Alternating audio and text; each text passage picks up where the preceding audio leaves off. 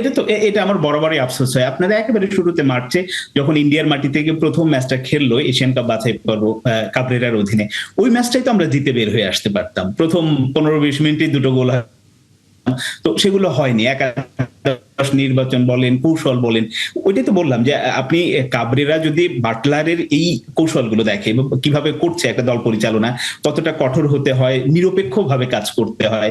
আমরা বারবারই সিন্ডিকেটের কথা বলি, আমরা এই মানে সমস্যার কথা বলি যে তিনি পক্ষপাতমূলক ভাবে একাদশ করেন, পক্ষপাতমূলক ভাবে হয়তো মানে ঠিক কাজটা করেন না। এই যে ভুলগুলো থাকে, ভুলের খেসারতটাই তো শেষ পর্যন্ত বাংলাদেশ দেয়।